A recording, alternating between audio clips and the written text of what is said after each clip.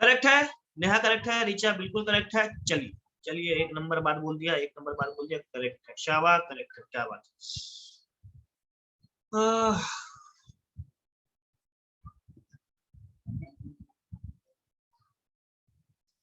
यार मेरे पास तो और रिक्वेस्ट,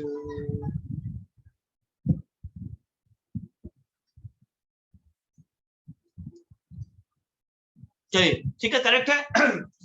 तो अब मेरा सवाल यहाँ पे स्टार्ट होता है, अब मेरा सवाल यहाँ पे स्टार्ट होता है। मेरा सवाल ये है, मेरा सवाल ये है आप लोगों से कि वैल्यू ऑफ आउटपुट का दो, यार कौन इतना लेट लेट से ज्वाइन करता है सब। अदिति टाइम पे आएगी यार। चलिए, मेरा क्वेश्चन ये है कि वैल्यू ऑफ आउटपुट निकालने के लिए सेल्स चाहिए होता है, पर हम लोग सेल्स कैसे निकालते हैं बताइए, हम लोग सेल्स कैसे निकालते हैं।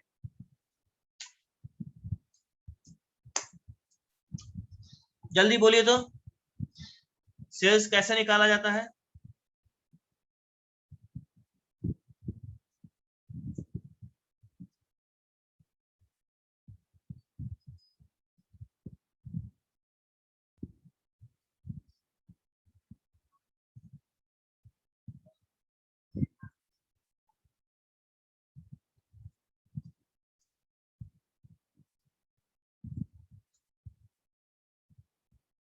क्वेश्चन नंबर 8 देखिए सब लोग, बहुत बढ़िया शिवम, बहुत बढ़िया, यही सुनना हम चाह रहे थे।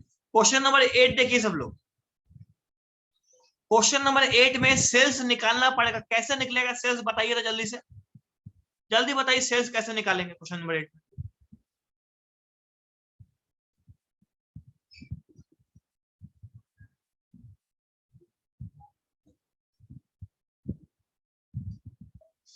जल्दी बोलिए, जल्दी बोलिए, क्वेश्चन नंबर 8 में सेल्स कैसे निकालेंगे। क्वांटिटी, केशु और शिवम दोनों का जवाब बिल्कुल सही है, क्वांटिटी इनटू प्राइस। बाकी लोग बोलो सेल्स कैसे निकालते हैं,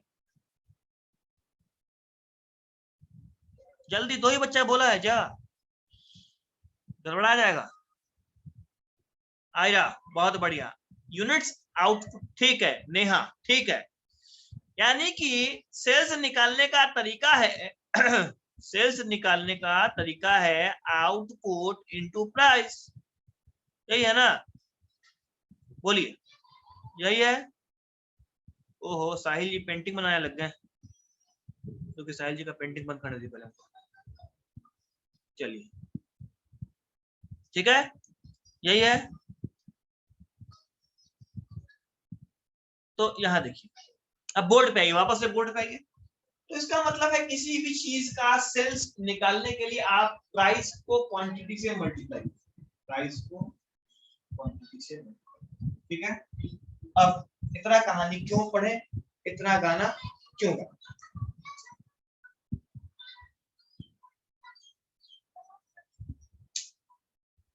चलिए तो बात साहिल यहाँ देखिए, तो क्या ध्यान दीजिएगा, है ना, हम क्या बोल रहे हैं, प्राइस इनटू क्वांटिटी। तो भाई यही तरीका होता है सेल्स का, है ना। अब यहां देखिए बोर्ड पे दो आइटम लिखा हुआ है, एक लिखा हुआ है national income eight current price, दूसरा लिखा है national income at constant price. बस यही समझाना, समझाना क्या था, ध्यान दीजिएगा ना साहिल, आप भी ध्यान दीजिए। कैसे निकालेंगे, मतलब क्या होता है national income at current price and national income at constant price. इसका मतलब ये होता है कि नेशनल इनकम निकालने के लिए हमको क्वांटिटी को प्राइस से मल्टीप्लाई करना पड़ता है सबसे पहले, बोलिए सही बोल रहे ना। नेशनल इनकम निकालने के लिए सबसे पहले हमको प्राइस को क्वांटिटी से मल्टीप्लाई करना पड़ता है ना, बहुत बढ़िया।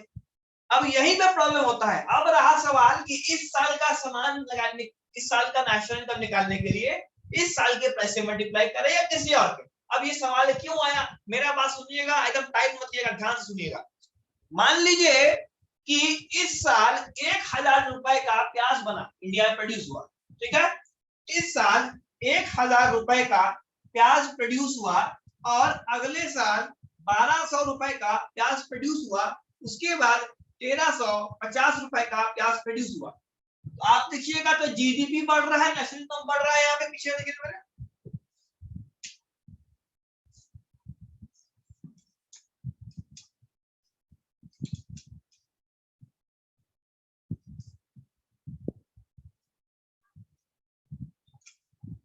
बढ़ रहा है ना?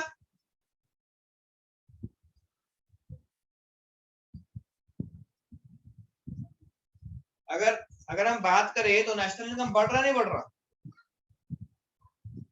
आदिति, नेहा, बढ़ रहा ना? तो ये देश के लिए अच्छा है कि नहीं है? ये बढ़ना देश के लिए अच्छा है कि नहीं है?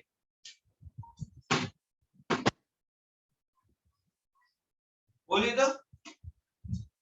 ये फिगर बढ़ना अच्छा। हाँ, रिचा ने कहा, साहिल ने कहा वेरी गुड, नेहा ने भी कहा इट इज गुड। ओके, अब पर्दे के पीछे का कहानी देखिए।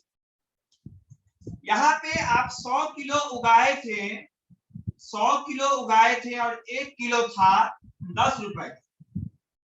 यहाँ भी आप 100 ही किलो उगाए थे लेकिन प्राइस हो गया था 12 रुपया। और यहाँ भी 1 कुंतल ही उगा था लेकिन प्राइस था 13 रुपया 50 पैसा। अब बोलिए तो आउटपुट बढ़ रहा है क्या?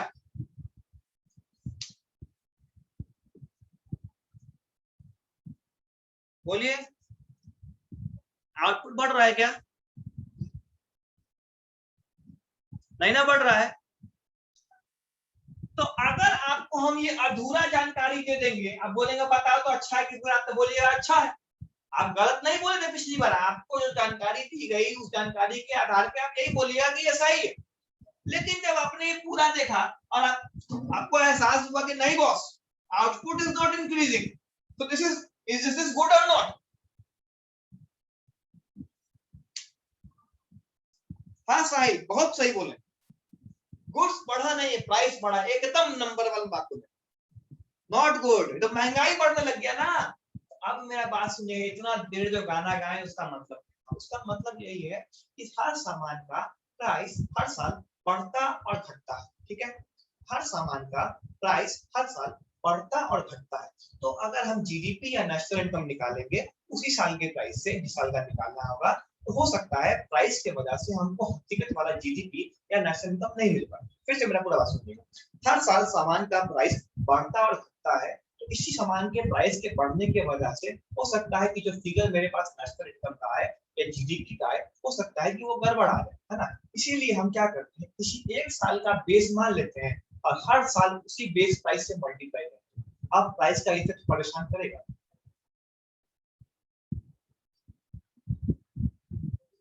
बोलिए, अब प्राइस का इफेक्ट परेशान करेगा?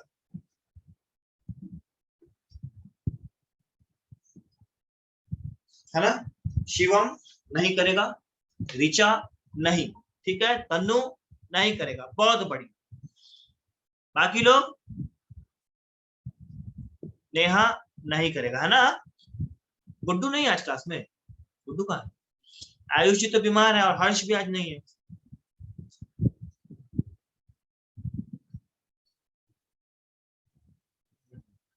नहीं करेगा।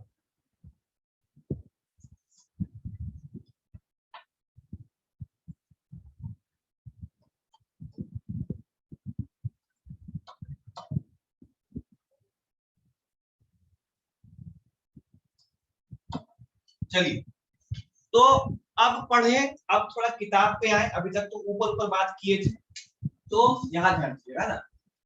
National income, Sachin, Sachin class के बाद आप हमको कॉल करेंगे, ठीक है? क्लास के बाद आप कॉल करेंगे at current price.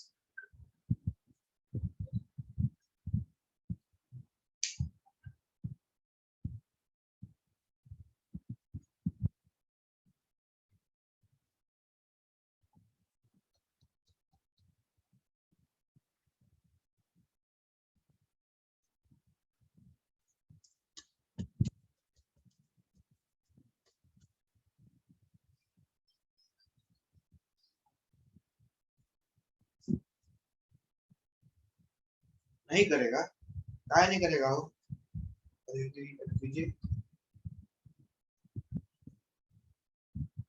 National income eight current price.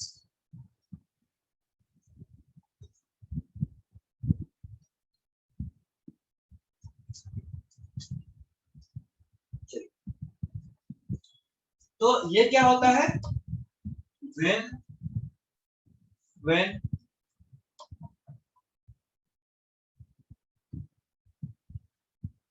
national income is calculated, national income is calculated by taking value of goods and service, by taking value of goods and service at current है ना, तो current year price, it is called national income at current price। समझ आया सबको? आया समझ में क्या बोले हैं?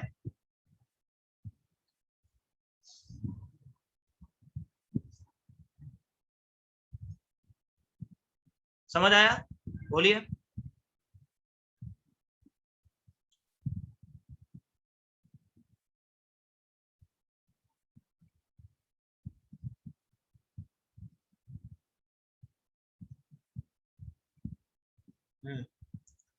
अदिति आया, सचिन आया, समझ गए, शिवम भी समझ गए, श्रुति ओके ठीक है।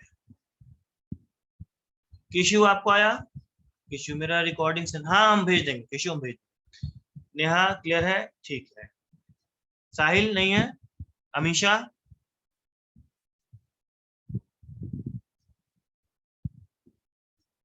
क्लियर है? टीचर क्लियर है? ठीक है। किशु क्लियर, ठीक है। साहिल एकदम क्लियर, ठीक है सर। साहिल हम समझते हैं कि आप रेगुलर नहीं है, क्लास ज्वाइन नहीं कर रहे हैं, ये वाला क्लास आप ज्वाइन किए हैं, इससे पहले बहुत सारे क्लास में आप एब्सेंट है ना? आयरा क्लियर है, ठीक है। अच्छा अब मेरा बात सुनिएगा ना, अगर आप लोग ये समझ गए है ना, आपको अगला भी समझ में आ जाएगा है ना। अगला क्या पता है? अगला है ना, देखिए थोड़ा सा मिटाएंगे, तो चौकन्ना को देखिएगा ना ध्यान से, कि national income at constant price, national income at constant price, ठीक है ना। अगला क्या है? National income at constant price. अब हम क्या करेंगे? अब हम एक साल के प्राइस को बेस मान लेंगे। तो 2019 का जीडीपी निकालने के लिए भी हम 2008 के प्राइस से मल्टीप्लाई करेंगे, 2020 का जीडीपी निकालने के लिए भी हम 2008 के प्राइस से मल्टीप्लाई करेंगे, 2021 का जीडीपी निकालने के लिए भी हम 2008 के प्राइस से मल्टीप्लाई करेंगे। इससे क्या होगा सर? देखिए अब मेरा क्वांटिटी है 100 किलो और 2008 का प्राइस था मान लीजिए 10 रुपये, फिर क्वांटिटी हुआ 110 किलो। अब प्राइस क्या रहेगा? प्राइस तो कांस्टेंट रहेगा। क्यों कांस्टेंट रहेगा? बेस माने में 2008 का है ना, बेस 2008, फिर क्वांटिटी हो गया 98, प्राइस क्या रखे हैं 10 का। अब फिर मेरा नेशनल इनकम कितना निकल के आएगा? तो यहाँ हो जाएगा 1000, यहाँ हो जाएगा 1100 और यहाँ हो जाएगा 980। समझ आया? आया नहीं आया? जल्दी बोलिए। डेफिनेशन में भी कुछ बदलाव आएगा? बिल्कुल आएगा। National income, when national income is calculated by taking value of goods and service at the base year, at the base year price, it is called national income at constant price। आप बोलिए sir. Sir और madam लोग clear है? आयरा को आ गया। अदिति दो है, एक अदिति है, एक अदिति आनंद है।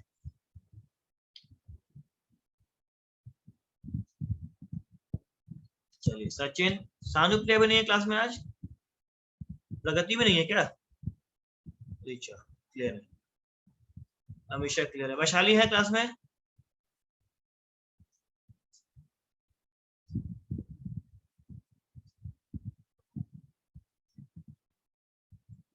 सिक्सटी % बच्चा का तो शक्ल ही नहीं पहचानते, खाली बस नाम रटा गया। देखिए जुलाई तक में कोचिंग खुल जाना चाहिए, मेरा समझ कहता है। आगे क्या होगा निकालो। चलिए आगे बढ़े इस टॉपिक से। अब ये टॉपिक उतना ज्यादा इंपॉर्टेंट नहीं है, हो सकता है एग्जाम में 1 आध नंबर का पूछ दे, सीबीएसई वाले को, है ना, बिहार बोर्ड वाले को नहीं पूछेगा ये वाला, पर फिर भी समझा दी, ठीक है। अच्छा, फिर कोई बोल देगा बताओ तो इन दोनों में से कौन सा ज्यादा एक्यूरेट होगा, तो ये हम आपके ऊपर फैसला छोड़ते हैं, इन दोनों में ज्यादा एक्यूरेट कौन सा होगा, बताइए तो। करंट ईयर नहीं सचिन, करंट नहीं होगा, कांस्टेंट वाला होगा, लेकिन कांस्टेंट में आपको एग्जैक्ट वैल्यू मिल रहा है। हाँ ने हाँ, एकदम सही जवाब है। ठीक है प्रहर्ष, समझ में आया आपको।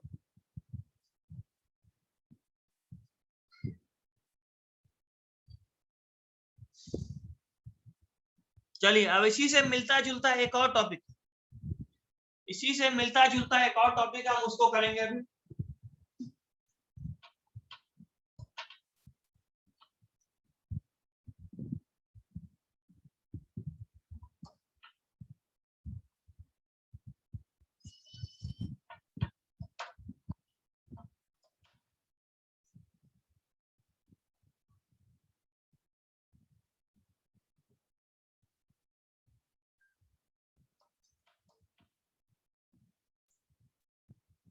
मेरे को भी, हाँ प्रगति भेज देंगे आपको। अगला टॉपिक है real GDP, real GDP and nominal,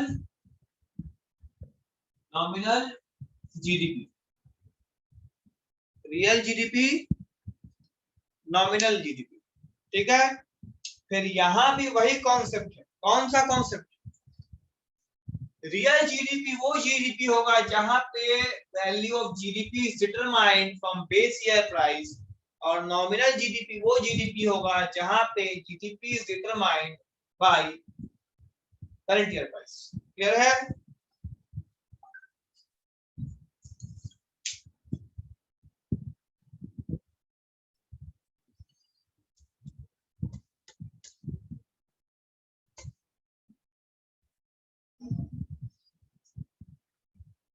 हम बता रहे हैं, हम अदिति हम बता रहे हैं। ये डिस्टर्बेंस बहुत है मेरे ख्याल से, कई बच्चों का क्लास बार बार लीव हो रहा है, इस चक्कर में थोड़ा मेरा भी ध्यान बट रहा है। जब पर बारिश की वजह से भी प्रॉब्लम है ना बहुत जगह, हम रिकॉर्ड किए, दिक्कत होगा बोलेगा हम भेज दें। देख रहे हैं बहुत सारा बच्चे का क्लास छूट जा रहा है बार बार। एक मिनट बंद करके फिर से ज्वाइन कीजिए, अगर अब ना हो तो, वरना फिर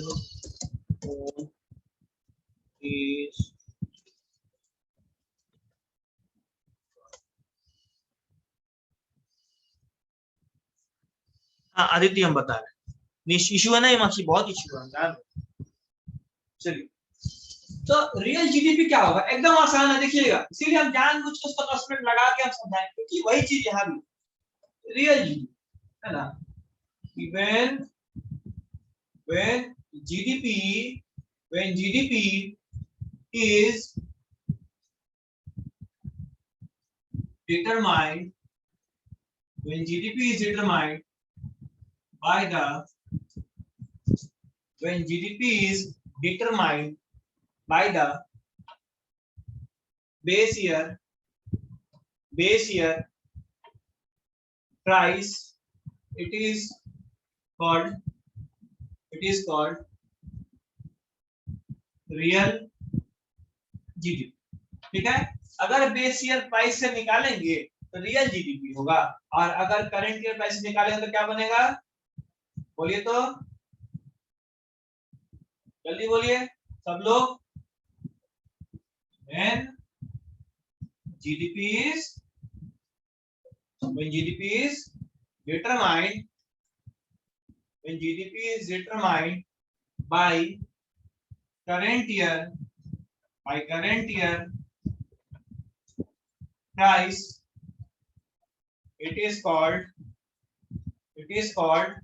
कौन सा जीडीपी? तो नॉमिनल। एकदम पीछे वाला है कि नहीं है, बोलिए तो। पिछला वाला है या नहीं है?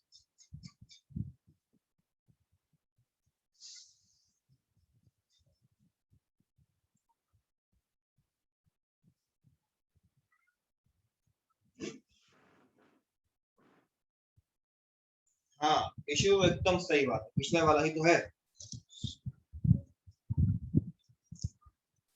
समझिए, सबको दिक्कत है कहीं पे? नहीं है दिक्कत? चलिए, दिक्कत नहीं है तो हम क्लास बंद कर रहे हैं, एक बार फिर से ज्वाइन कीजिए। दिक्कत नहीं है तो हम क्लास बंद कर रहे हैं, फिर से ज्वाइन कीजिए, ठीक है?